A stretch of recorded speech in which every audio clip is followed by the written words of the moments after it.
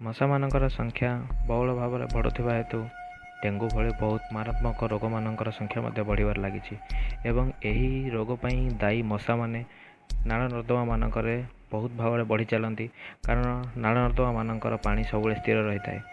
ଏହିଭଳି ଭାବରେ ରୋଗରୁ ବଞ୍ଚିବା ପାଇଁ ଫରିଦାବାଦ ସହରରେ ଗୋଟେ ନୂଆ ଉପାୟ ଗ୍ରହଣ କରାଯାଇଥିଲା ଏବଂ ସେଠାକାର ସମସ୍ତ ନାଳ ନର୍ଦ୍ଦମାମାନଙ୍କରେ ଗମ୍ବୁଜା ମାଛମାନଙ୍କର 25,000 ମାଛ ସେଠାରେ ଛଡ଼ାଯାଇଥିଲା, ଯାହାକି ମଶାମାନଙ୍କର ଲାର୍ଭାକୁ ଖାଇ ଦେଇଥାନ୍ତି, ଯାହାଦ୍ୱାରା ଡେଙ୍ଗୁ ଭଳି ମହାମାରାତ୍ମକ ରୋଗମାନଙ୍କର ବ୍ୟାପିବାର ଆଶଙ୍କା କମ୍ ହୋଇଥାଏ। ଏବଂ ହଁ, ଜଳ ଭରା ହୋଇଥିବା ସମସ୍ତ ଜାଗାମାନଙ୍କରେ କିରୋସିନ୍ ପକାଇଲେ ମଧ୍ୟ ସେଠାରେ ଲାର୍ଭା ଗୁଡ଼ିକ ବଢ଼ିବାରେ ମଧ୍ୟ ବାଧା ସୃଷ୍ଟି ହୋଇଥାଏ ଏବଂ ଏହାଦ୍ୱାରା ମଧ୍ୟ ଆମେ ଡେଙ୍ଗୁ ଠାରୁ ବଞ୍ଚି ରହିପାରିବା। ଏହିଭଳି ଭାବରେ ମଧ୍ୟ ଏହିଭଳି ବଡ଼ ମାରାତ୍ମକ ରୋଗକୁ ଦୂରେଇ ରଖାଯାଇପାରିବ।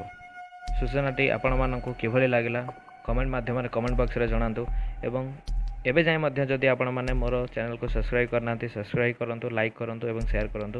ଦେଖା ହେବ ଆପଣମାନଙ୍କ ସହିତ ନେକ୍ସଟ ଭିଡ଼ିଓରେ।